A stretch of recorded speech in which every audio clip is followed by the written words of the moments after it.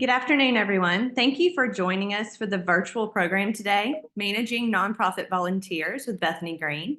I'm Brittany Spillman, and I serve as the Cary Center Director of Community and Collegiate Programs. Before we begin, I would like to take a moment to thank this year's Community and Collegiate Program sponsors who have pledged to support our efforts in providing meaningful programming for the nonprofit sector. Thank you to Auburn University Outreach, the Community Foundation of East Alabama, the United Way of Central Alabama, the River Region United Way, KPMG, Auburn University Outreach Office of Public Service, the Drummond Thorne Stooks Fund for Excellence, and a community service grant made possible by State Senator Randy Price and State Representative Joe Lovern. Bethany Green is a Muscle Shoals native with a mission of supporting nonprofits and the people who run them. She holds a bachelor's degree from the University of North Alabama and a master's degree from Belmont University in nonprofit management. As a certified nonprofit specialist, Bethany uses her consulting business to help organizations address challenge areas and build organizational capacity. Her consulting experience focuses on board development and governance, grant writing, fund development, and strategic planning. In addition to nonprofit work, Bethany spent 11 years working in higher education, both in the classroom and in student programming. She combines her personal and professional experiences to help nonprofits make informed decisions to become stronger organizations. Please welcome Bethany Green. Thank you. I'm excited to be here. I feel like I need to shorten my bio because it's so long to listen back to it. But thank you everyone for being here. I'm going to go ahead and share my screen so that we can get started. But the slides will be shared with you at the end of this, so you will have all this information. And I would love if you can and are able to drop in the chat who you are, where you're located at, what organization you're with, maybe even how you use volunteers or any specific challenges you're facing with your volunteers. And maybe you're just getting started. So feel free to utilize that chat. Let us know who's here. And let me get my screen going. And Brittany, you'll have to make sure. Can you see it? Looks great. Great. Perfect. Well, today we are going to talk about managing nonprofit volunteers. You know, a lot of us run on volunteers just because of the nature of the beast and who we are. And so this is a part that can sometimes become a little challenging because I like to say all the time, people are hard. And so navigating people and trying to get them to work towards the same goal can sometimes feel like herding cats. Or what I have learned recently, herding 6-year-olds, because I have one and it's challenging. So we're going to talk through some tips and tricks and practices that you can put in place that can help kind of leverage and make this process a little bit easier so that you are getting the most out of your volunteers' time while they're there. But like she said, my name is Bethany Green. I started a nonprofit consulting business last year, but have really been working with organizations for quite some time. I'm located in Northwest Alabama, and so I live in Florence. And like it said in my bio, I worked in higher education for 11 years and never saw myself there, but my primary job was to manage our students as volunteers and be connected with the community and connect them with good opportunities that will both serve the organization as well as them, hosted volunteer fairs, and really leaned into that service piece of their time as a college student. And so I grew to learn a lot of these things through experience and by practice, mainly because college students also like herding cats. So it's not much easier. But some of these practices, and I will say they changed along the way because the generation and the type of student over 11 years also changes. You know, there's a pandemic in there. And so there's a few things that also happen to change the way that they volunteer and the way that they see service and the way that they see their role in civic engagement and community engagement. So, and that's not just college students, it's across the board with everyone. And so we will talk a little bit more about that, but I have been consulting. There are 3 variations of it. Take what you want. You know, higher ed and the nonprofit world loves an acronym. So building, enhancing, and amplifying nonprofits. Things grow from beans. And my daughter's nickname is Bean. So whichever variation of that you want the most, go with it. But that's my email address, hello@beingconsult.net. I do focus a lot on grant writing, volunteer management, board development, strategic planning, and a lot with nonprofit startups and new nonprofits. So if there's ever an area that I can help you with, I'm happy to. I don't serve just the Northwest region. I'm kind of all over the place. So always happy to sit down and chat through what some of your challenges may be. But I'm excited to be with y'all today, and to really get this going. But one of the things we're going to start with, well, is what does volunteering actually look like today?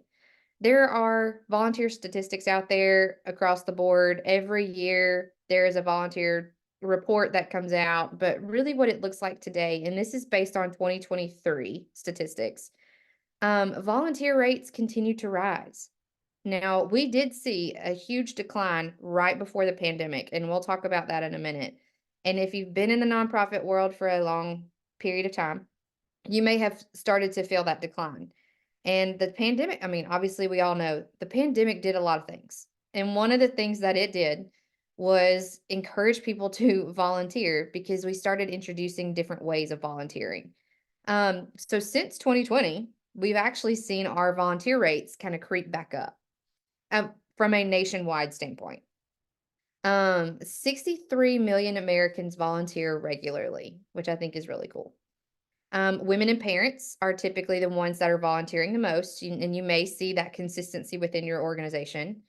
I know when I was at UNA with my college students, it was always really easy for me to recruit women and females, and very difficult to get the men to volunteer and to want to do that. Not that necessarily they didn't want to, but I think just became kind of something that I saw consistently.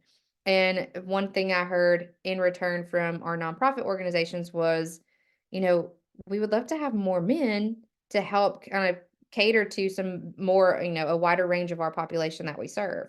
So that is something that we see women and parents typically volunteering the most. And baby boomers and Gen X have the highest volunteering rates, still to this day. The most popular categories in the organizations that, in 2023 that got typically received volunteers and got volunteers, they were involved in animal care, soup kitchens, tutoring, coaching, and environmental cleanups. That doesn't mean that some of these other areas were not hit heavy with volunteers, but these were the ones that were typically received the volunteers. And if you notice a consistency about that, all of those options can be one-off volunteer options. And so that's a lot of times where it's hard to commit to returning over and over and over again because schedules get crazy and, and things happen. And again, going back to the college students, a lot of times they need hours or there's a specific reason that they're reaching out to volunteer. And these options are usually some that you can show up, give some of your time, but you're not committing to reoccurring, coming back over and over and over again. And these are easy ones to jump into pretty quickly. And so that's where we start to see these categories be some of the ones that are popping up more for people to go volunteer at. Now, we talked about the pandemic. We're going to circle back around to it, mainly because as we're moving volunteering forward, and like I said, post pandemic, we're seeing it kind of tick upwards again, but it changed everything. It changed we are sitting here on Zoom having a workshop, and otherwise, prior to the pandemic, we weren't doing this, and so it shifted the way that we're able to do things. And so we started to see some new trends emerge with volunteering specifically. So there's virtual volunteerism. There's, recruiting volunteers isn't enough for the experience that they have. Flexibility is more important. Internal advocacy is more important. So, and that is where, when we say internal advocacy, it's getting your entire organization on board with these volunteer opportunities. Having a variety of options for people to volunteer with became a new trend.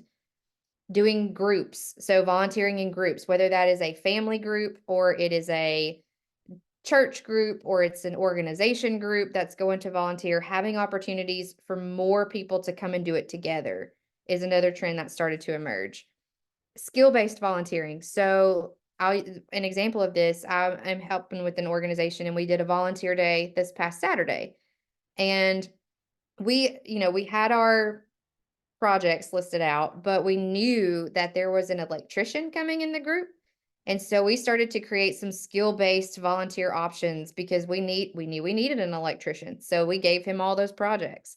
And we started asking, who with your group is coming and what skills do they have? And we started identifying areas for them to go to specifically, rather than saying, here are all of our projects. Who would like to work here, here, and here? We paired them with the things that they knew that they could do and that they were skilled in. And then new volunteers have different needs. And so it started to create a shift in it, but it also had to create a different way for organizations to start to look at how they're offering these volunteer opportunities up. So recruiting and retention are going to be the top two topics when it comes to volunteers. How do you get them? How do you keep them? And so those are the things that we're really going to talk about today. Recruiting, sorry, let me move this screen. Okay, with recruiting, that's really how are we going to get them here? How do we convince people that we're the organization that they need to come volunteer with? And so having a target audience and a clear vision of what is it that we need? What is it we're trying to accomplish? How are we going to accomplish that? What is it that we're going to do? And then being able to communicate that is going to be the most critical part of it. So when we're recruiting people, we want to use multiple communication channels. So sometimes it's easy to just rely on social media and hope for the best. But not everyone is on social media. Yes, there's a big following there, but maybe you need to email your folks, or word of mouth is huge. And maybe we're showing up to some of our local civic groups to talk about our volunteer opportunities. So having different channels of how we're getting that message out is going to be a big part of recruiting those volunteers. Making your volunteering accessible. So having something where if I'm interested in your organization, but I'm not quite sure exactly how to contact you, then that's going to be a challenge. I can't access you easily. Or, maybe we can look at accessibility in a few different ways. So maybe it's the contact piece and needing that part to be accessible. Or maybe it's the trying to find out information on what volunteer needs are even available, and that piece being accessible. So maybe you want to add these things to your website, to your social media, to areas that people are going to find information about you. Or let's say I come in and I have a physical disability, but I really love your organization and really want to figure out a way to volunteer with you. The actual physical act of the volunteer action, making that piece accessible. So accessibility from a lot of different corners. And of course, you can't always make everything physically accessible, but if there is the option to think of a way to complete it and give more people the opportunity to engage in it, then that may be a good avenue to also use when you're trying to recruit people and say, hey, this isn't a limited thing. We have a lot of options for people here. Having volunteer ambassadors, and this doesn't mean you have to have a paid staff or anything like that to be an ambassador on behalf of your organization. But having some people who have volunteered with you before or current volunteers to advocate on your behalf. Because one of the things that I will not shy away from, we know you're busy. Organizations are busy.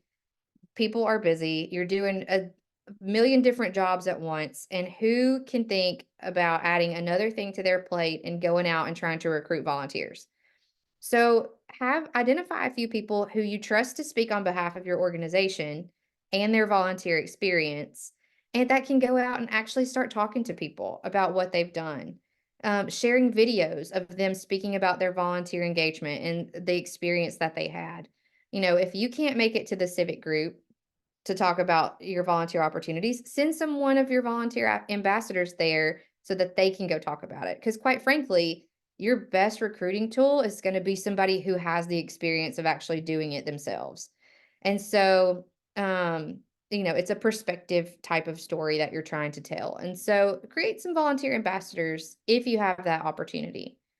Encourage word of mouth, of course, and a lot of people will say it's who you know, but it's also who you're willing to have a conversation with. And so encourage word of mouth recruitment. That will take you farther than probably anything else. Craft a compelling message. And so make it to where people are interested. in wanting to sign up for your volunteer opportunity.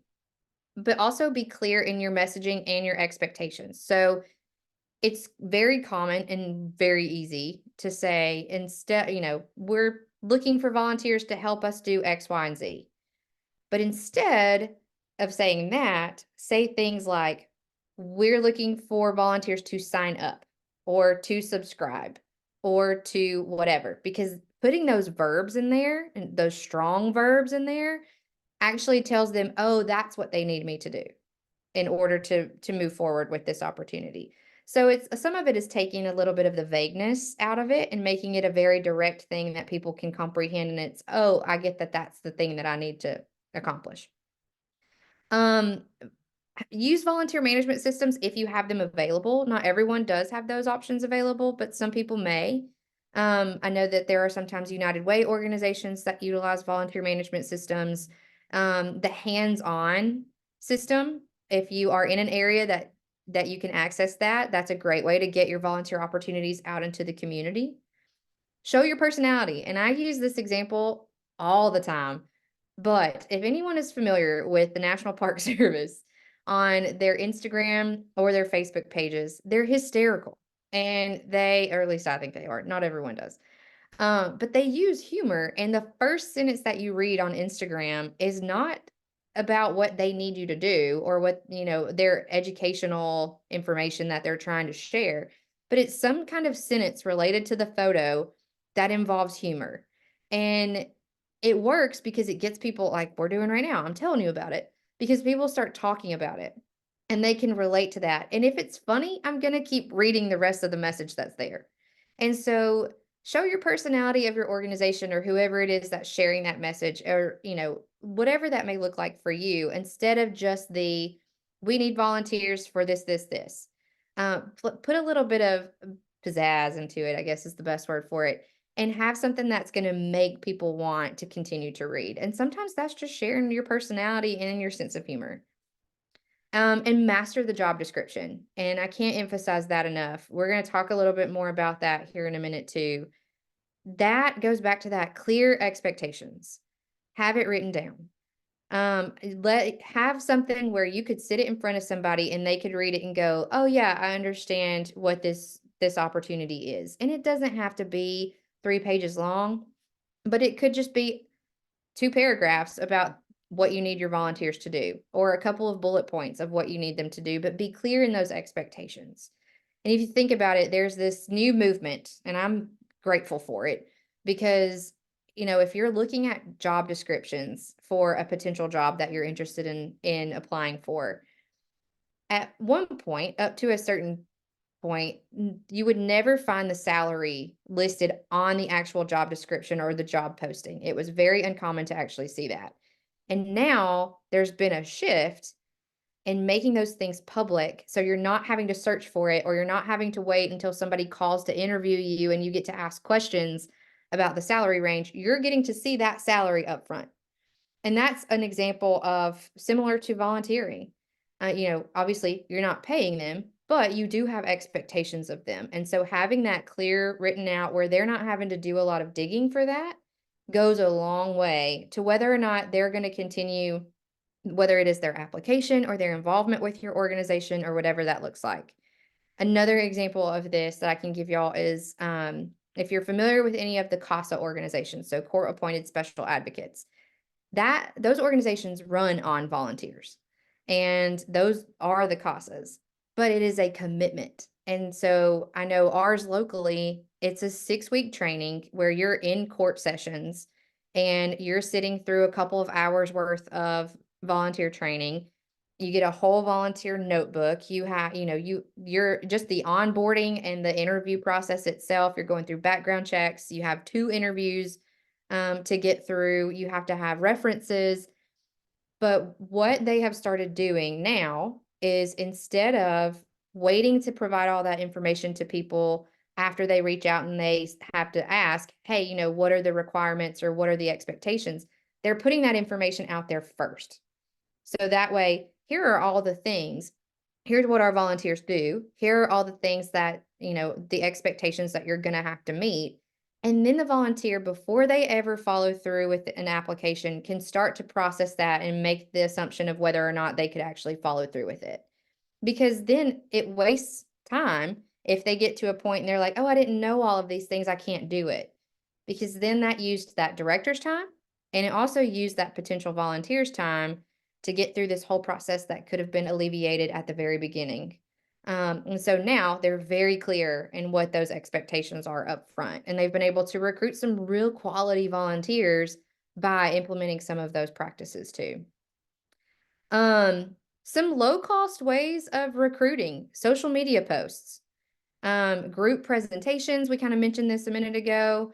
Volunteer recruitment flyers, websites, word of mouth recruitment, email newsletters if you are in email newsletters, and really kind of pushing that information out there, but using different channels.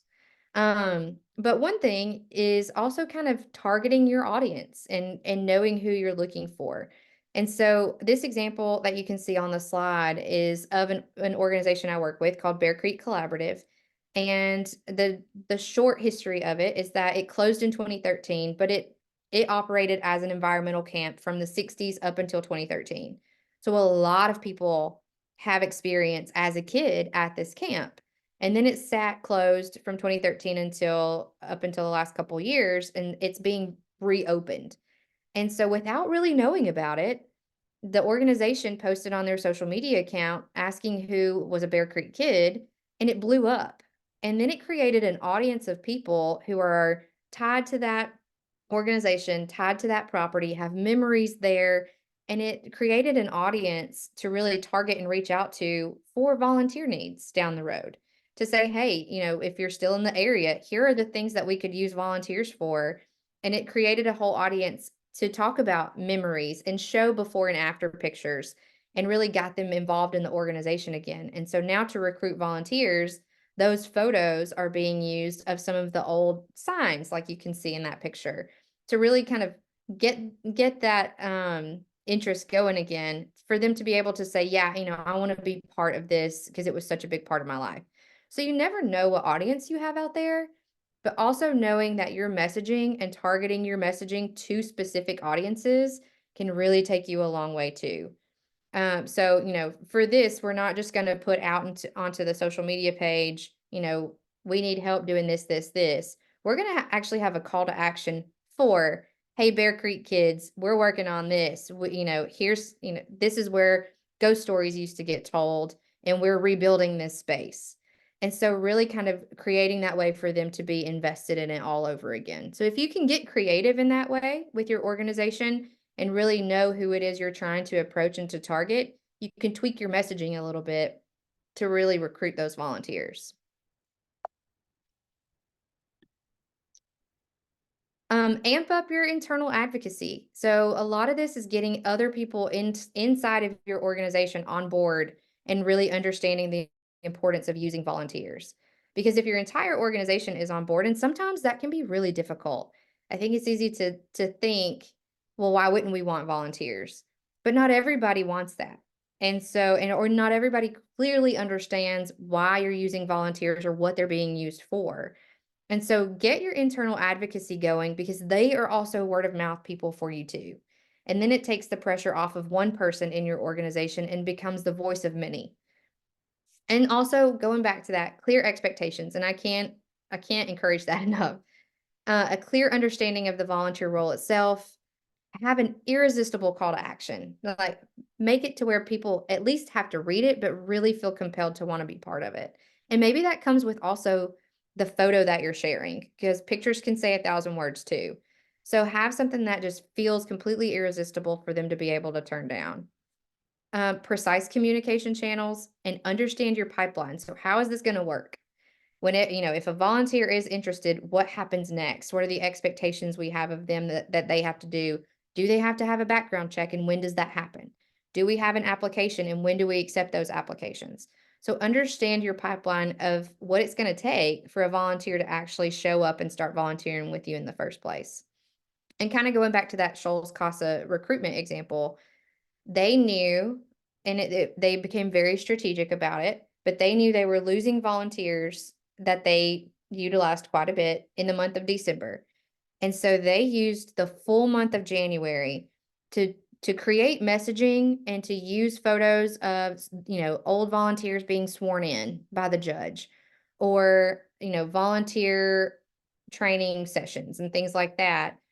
So that way they were showing what volunteering actually looks like and sharing those clear expectations with people of, we're looking for volunteers. This training starts in February, and here are the things that we expect of our volunteers and how you sign up.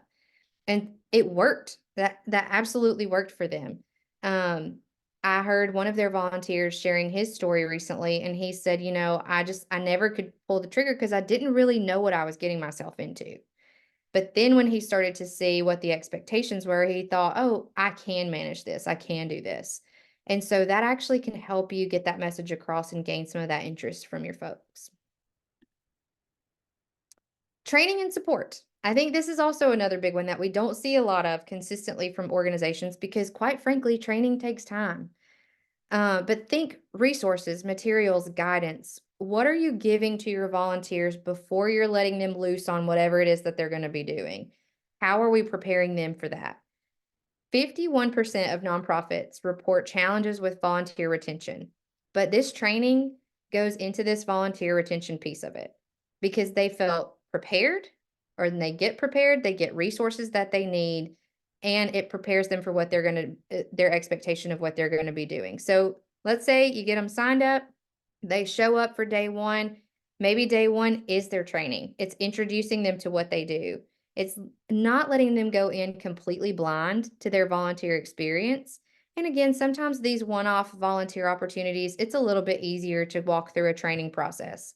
But quite frankly, if I'm an animal rescue organization, I'm not just going to turn somebody loose in a dog kennel without preparing them for exactly what they can expect is going to happen in that dog kennel.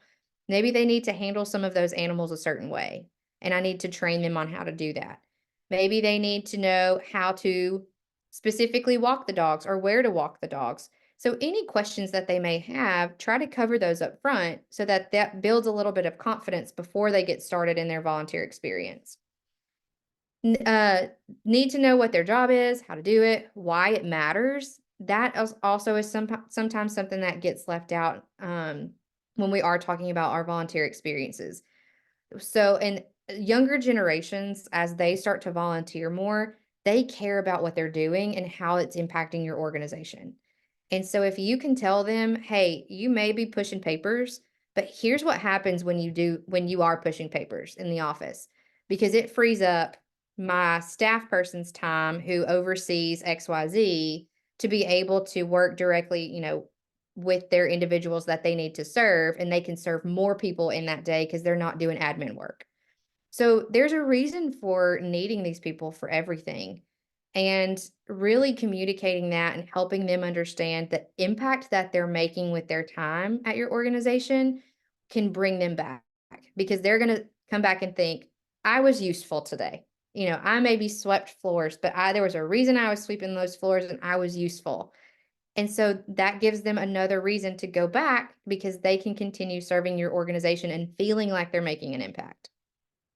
Inspire participation. So, if you have a minute, jump alongside them to do something with them. Get them excited about what they're doing. Create meaningful and comfortable working relationships. Open communication. It needs to be something where the volunteer feels comfortable coming to you if they have a question, and that, shame is a real thing, and that they're not going to feel shamed for not knowing something. Foster that safety, foster that openness with them, connect them with your mission. So that kind of goes back to the why it matters part. Let them have that connection so that they want to keep coming back. Because all of this together will boost your impact and make a greater difference when you have those volunteers. I want you to think for a second about, and this goes kind of back to that importance of training, but have you ever had a volunteer where, let's say, and this actually did happen, there was a beach cleanup one time. I'm not going to name the volunteer or the organization, but a beach cleanup happened, massive turnout of people, and the news station showed up and wanted to interview somebody, and they grabbed one of the volunteers that was there. not really asking anyone with the organization, who do we need to talk to? They just grabbed somebody to interview them on camera. It was a terrible interview. The volunteer did not know how to answer a lot of questions. It kind of made it appear as if the organization was ill prepared for this particular cleanup event. And realistically, they had just, at the end of the day, when you look at the entire picture, the organization didn't take the time to prep the volunteers ahead of time. It was just here's your garbage bag, here's your gloves, here's your litter getter cleanup option item, here's where we're going, and you're going to pick up trash. But there was no understanding of the type of impact that it was going to make. And so for a very public news story, it made it appear that that organization did not have it all together. And so that's another thing where in a training, maybe you're also telling your volunteers, hey, we don't want our volunteers speaking on behalf of the organization without us being aware of it. We have a specific person for that. If you get questions about anything, send them to this person. So having kind of that plan up front, but those are things that you can include in a training where that volunteer could have said, actually, you can go talk to this person and they'll be happy to answer your questions. And so those are little things, but also can have great impact in that preparedness of it too. Also, when you create and develop a training one time, you don't always have to replicate, or you don't always have to create a new one every time you get volunteers in. It may be something that it takes a minute to create up front, and you're tweaking it along the way as you need to, but you're not starting from the ground up every single time. So you can reuse that over and over and over again as you get volunteers so that it's ongoing with your organization. So two big things, obviously communication. So having an open line of communication that you can, transparent, consistent communication with your volunteers. Keep them informed of what's happening, of what they're doing, of what's going on with your organization. But also feedback and recognition. And I feel like this is one where, we operate as nonprofits. We function on recognition, recognition, recognition. We want to recognize our donors. We want to recognize our volunteers. We want to recognize our staff. We're doing it all to try to keep these people invested with us. And so feedback and recognition. So providing feedback to that volunteer, if you see something that, maybe they're doing something and they need to change it up just a little bit. Going back to that open, transparent communication, not being hateful about it, but saying, hey, I noticed that you're doing this. Here's a different option of how, we would prefer that you do it, or how it needs to be done, or, whatever. But also allowing them to give you feedback, because they are the ones who can tell you honestly what their experience was like. And so provide regular feedback on their performance, recognize their contributions, thank them. We'll talk about that in a minute, but allow them to give you some assessment of their experience as well. This statistic actually is greater than this because this number is from a couple of years ago, but 51% of organizations are not assessing their volunteers. And it solely comes down to the amount of time that it takes to assess volunteers.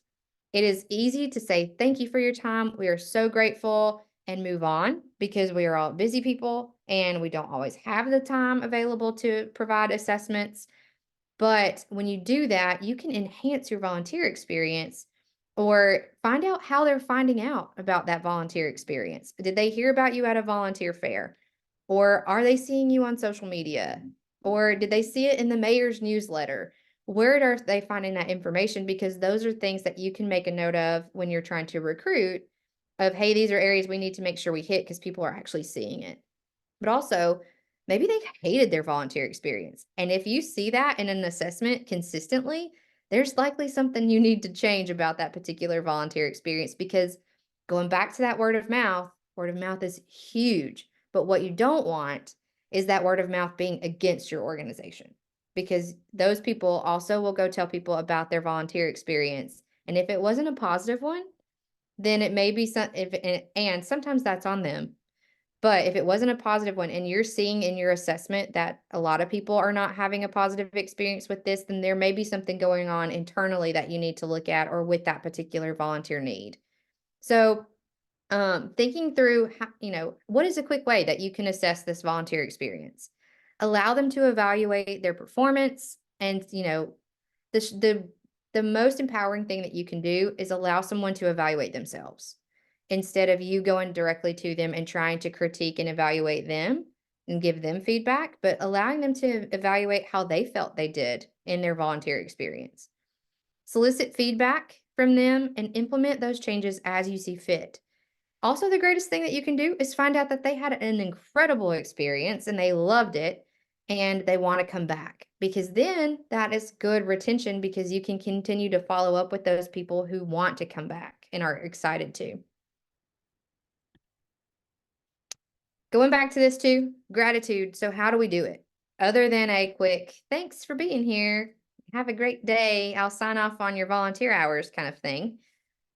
Think about it of how you're thanking your donors. And if you're not thanking your donors, we need to talk about that later on. But how are you thanking your volunteers? Because this time is just as critical to help your organization as anything else. So express it regularly, be sincere about it. Thank them for their time, their effort, their dedication to your mission.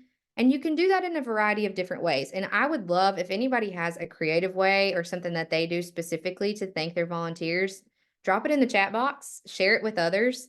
Homemade cards, handwritten notes are great. I have seen one of our local animal shelters took one of the dog's paws and did their paw print on a piece of cardstock, and that was their homemade card, and they just wrote in it to the volunteer. So it can be something simple and easy. Have your staff or your board sign a card for your volunteers. You can do a thank you video that gets sent to them, a framed photo. Have a board member call them and reach out, because that feels important as well. And just thank them for their time being with your organization. Do a Facebook shout out. Maybe you took a really great picture of them while they were volunteering and post that picture and, thank them for their time. A yard sign. This was one that I thought was really interesting. We have an organization that had some yard signs made, and it says, this this person that lives here is a stellar volunteer or something like that. It rhymed. It was real catchy. And they can reuse those yard signs. So they put it in that person's yard for a week and then came and picked it up so they can put it in someone else's yard. Branded gifts, coffee mugs, things like that go a long way. I recently went to a meeting with someone, and it wasn't a volunteer kind of experience, but the first thing that happened when I sat down was, they asked me if I wanted coffee, and the answer is typically always yes. And they put it in a mug that had their branding on it, and whenever the meeting was over, they said, "Oh, take that with you." And that goes a long way, because I love that mug and I use it all the time. And I think of them every time I use it. A little treat, a gift card, or you can even go as far as doing an appreciation event. So if you want to invite your volunteers to an event at the end of the year or end of your quarter or whatever that looks like, you can do things like that as well. So yeah, similar to a donor retention, how are you thanking your donors? How are we thanking our volunteers? It kind of goes hand in hand, and they may look a little different, but the importance is the same. What can you do that keeps bringing them back? Because this is part of that retention piece. And one resource, if you don't know about it, is For Imprint will do a $500 grant, kind of. They'll issue you a $500 kind of reward to use on ordering products from them. You do fill the application out like a grant application, and if you are rewarded it, you can order up to $500 of swag items from them. So you can do it for events and things like that, but I have seen people do it just solely for their organization to thank their volunteers. And so that gives them some items that they're not having to purchase, from some other budget or elsewhere, that they could order and have on hand to be able to hand out to their volunteers. So that is a resource in case you didn't know about it. Some additional tips to think through as you are kind of looking at how you manage your volunteers, how you're recruiting them, and how you are retaining them, and truthfully, what you have them doing. Because some of that plays into whether or not they want to come back, how they feel their impact was made, that kind of thing. But be flexible with your volunteers. Flexibility, maybe they can show up one time, but they can't show up another time.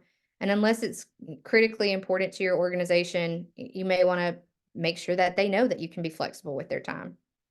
Delegate effectively. I am often not a good delegator. I will just do it myself. But if you can delegate some of those things and take pressure off of your staff and delegate those things to a volunteer, or take pressure off of you and delegate those things to a volunteer, do it effectively with people that you know. And it kind of goes back to that skills-based volunteering, but do it to where it takes enough off that you can trust that responsibility with a volunteer and their follow through, and free up some time so that you or your staff are able to do other things. Problem solving. So think through, what is it that we're trying to accomplish? And again, this part also goes back to that, being very clear in how you communicate this volunteer opportunity. What do you need? What is it that your organization needs to accomplish? Is it a project? Is it an ongoing volunteer opportunity? Is it something you need people to show up over and over and over again? Or can it be a one-off volunteer experience? So what are the problems that you need to solve with their time? And how are you going to do it? And how is it going to impact your organization and your mission? Documentation. This is another thing where it can be really helpful to document volunteer experiences, how many people showed up, the amount of time that they volunteered, because sometimes there are some funding opportunities out there where volunteer time can actually be counted as match money, so a dollar for dollar kind of match. And you have to have documentation for that. Or if they're showing up to volunteer with your organization and having documentation on who was there and how to contact them, then you can follow up with them. And if it's just the thank you, or if it's a, hey, we would love to have you come back. Hey, here's a photo of that we took of you if you would like to have it. So having clear documentation of what's going on with your volunteers. Same thing, it kind of goes hand in hand with that training piece of it too. So how are you documenting your training? How are you having your volunteers documenting things if they need to? And keep looking for continuous improvement with areas that you can improve in, that assessment piece of it. And I would even say, in addition to the assessment of the volunteer, assess your staff if they are being affected directly by some of these volunteer opportunities and projects. Assess them on whether or not that actually helped them in the first place, or if there were things and challenges that they had to face that maybe took their time away because they had to get through some hurdles or put out some fires or adjust to some things that were, was going on with the volunteers. So assess everyone that's kind of involved in that process so you can make those volunteer experiences a little bit more effective for your organization. And that can be something as simple as a quick survey, a Google form that you create that has a few questions on it that you replicate for everybody. And so you can send the same link out to people and you're not having to change anything. And the most work you're doing really is on the front end to actually create the doc itself. So, and that can look similar with the adjustment of a few questions for your staff or for other people who are being impacted through those volunteers. But look for that continuous improvement. Are people feeling like they're contributing to our organization? Is our organization being impacted positively by these volunteers and this volunteer experience? Is this taking too much of our time? Are there areas that we need to look at to adjust accordingly?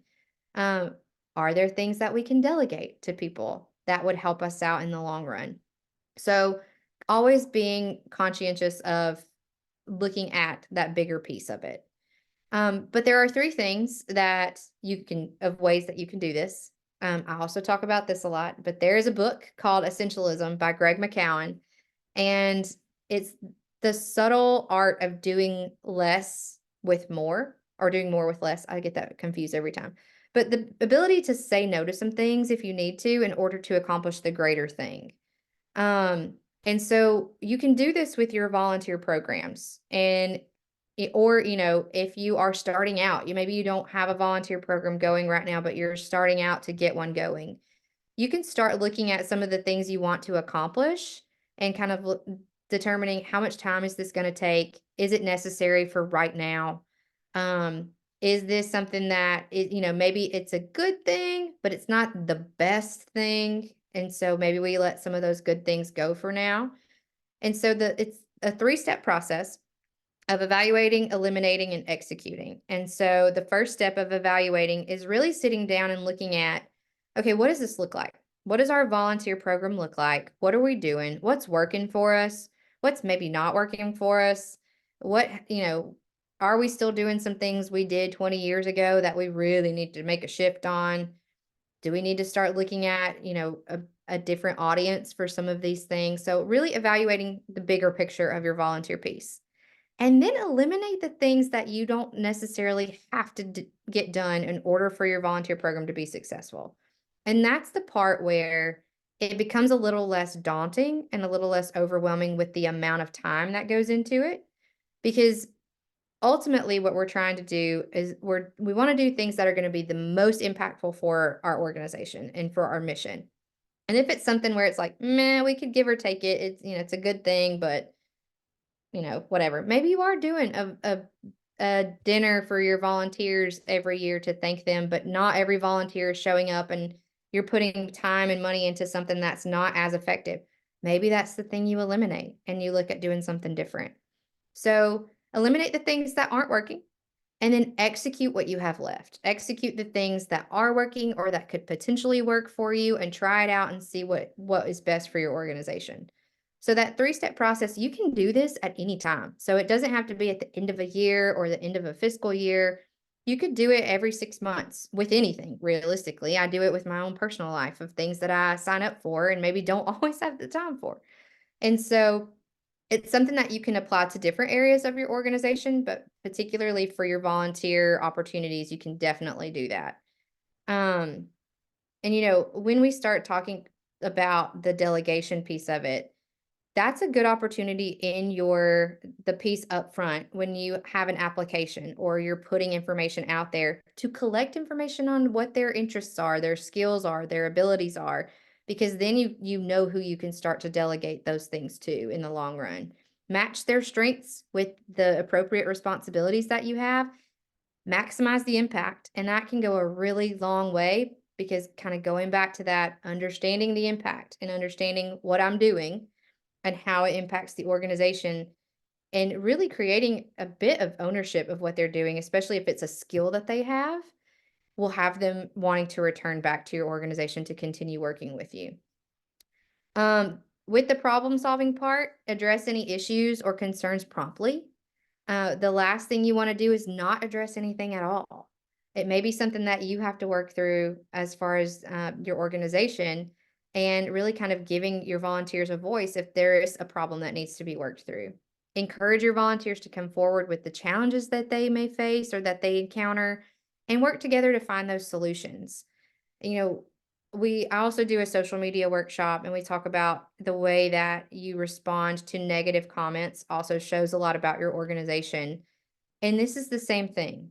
Giving them the safety to feel like they first can tell you about the challenges that they're facing, but also how you work through that with them can also go a long way too. And so because other volunteers may see that, or they may go and talk about, yeah, in their own personal experience, I faced this and their director was really great and she listened to me or he heard me out and we were able to work through it and figure out the best solution. So working together to find solutions can go quite a long way as well. And so that's pairing all of those things together. You already have your volunteer need. You already know what your organization needs. You already know how you're using your volunteers. That part is easy. And you could probably spit those out pretty quickly. But it's the stuff you do that's kind of external on the surface to make sure that those volunteers feel like they're making an impact, but guaranteeing that your organization is impacted by that work is the part where you can not only recruit them, but retain them as well. And being very clear in how you communicate what those volunteer needs are. Um, and that goes down to, think through those nitty gritty details. Do you allow children to volunteer? Can families come do it?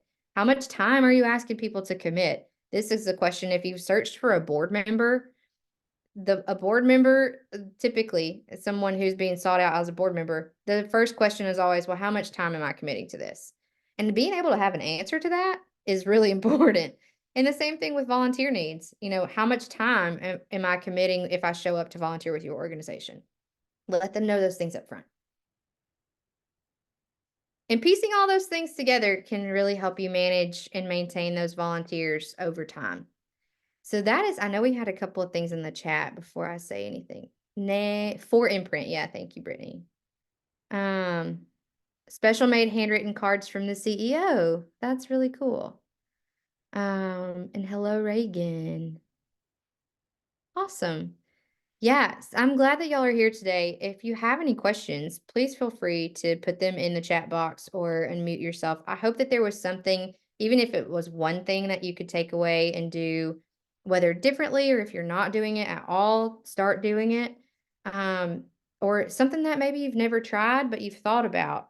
So, no one's volunteer management process is ever necessarily going to be bright, shiny, perfect. Because people are hard and you get different personalities all the time, and navigating that with one person could be completely different than navigating that with another person. But thinking through kind of how your organization handles that, and are there things that you could start doing that could be beneficial for those volunteers when you do have them? How you're communicating those needs, what information you're putting out there when you're asking for volunteers, how you're retaining them at the same time. But again, that is my email address, and happy to help in any way. I know we have one in the chat box. Are there any recommendations for a volunteer program or platform that work well for others and that you would suggest? As far as managing your volunteers, and I can wait for you to answer on that. All things volunteer related. Yes. There are some out there. I can send some links to Brittany of a few. Most of the ones that you're going to run into are going to require some type of subscription or payment for if they are volunteer management systems. And I don't know if anyone here has one that you're using that you just absolutely love, but I'll send a few of them to Brittany that you can look at and see if they fit the needs that you're looking for, and if they fall within your budget. There's not really any that are completely free because they're free up to a certain number of volunteers in the system, but most of the time people have more volunteers than that, and so that's kind of how they get you with that. But I will send some resources for sure. Yeah. One other thing that I want to mention is that I also work with the organization called Give Social, and it's not necessarily volunteer related, but it is a platform, a software that integrates with social media where you can fundraise based on the comments that you receive on a post. And the really cool thing about it is that, especially like if you fundraise on Facebook, right now, unless you go manually into your Facebook fundraising and you look at every single person that donated to your fundraiser, you don't get that donor information. But with Give Social, it goes into a database where you collect their name, their email address, and you can reach back out to them. So when you do have volunteer needs come up, there's you a list of people that you can also email because they've shown interest in your organization at some point or another. And so it gives you more contacts, it gives you that donor information, and it goes into that retention and really building your audience from that as well. So we do offer a month free to try it out. So we would be happy for any of you, if you're interested, we can do a demo. That QR code that's on that page will ask for your name, your organization, and then we can reach out to you and share how to request a demo. And then I'll also send that information to Brittany too, if you're interested in a demo for that as well. It is set up to where you can manage your own subscription. So it's not an annual thing. You can, if you get into it 6 months and you're like, it's not benefiting us and this is not really anything that we can use, you can always cancel it on your own. So that is another thing that I wanted to make sure you know about. That's also a resource, but it can add to some of those people that you're reaching out to with your volunteer needs too. Any other questions? All right, I am going to stop sharing and turn it over to you, Brittany. Bethany, thank you so much for a wonderful program. Everyone, you'll be getting an email from me with a link to today's presentation and recording, a short survey, and an opportunity to sign up to be a Carey Center nonprofit affiliate. The Carey Center Nonprofit Affiliate Program currently serves over 320 nonprofits in Alabama and beyond and offers educational programming, professional development, and networking opportunities to nonprofit professionals. Carey Center nonprofit affiliates are the first to learn about upcoming programming, and membership is free. We are excited to announce that we are now offering the Carey Center Nonprofit Professional Certificate. This is an online, non-degreed certificate offered through a partnership with the Auburn University Office of Professional Education and Merit Nonprofit Professional Development and provides a tailored curriculum for nonprofit professionals. Merit is an anytime, anywhere micro-learning platform that builds 6 core nonprofit proficiency areas, including leading, learning, resource generating, planning, managing, and overseeing through 28 different learning paths. Thank you everyone for joining us today, and we hope to see you at one of our monthly virtual programs or in person for our nonprofit training series currently traveling the state. Thank y'all so much.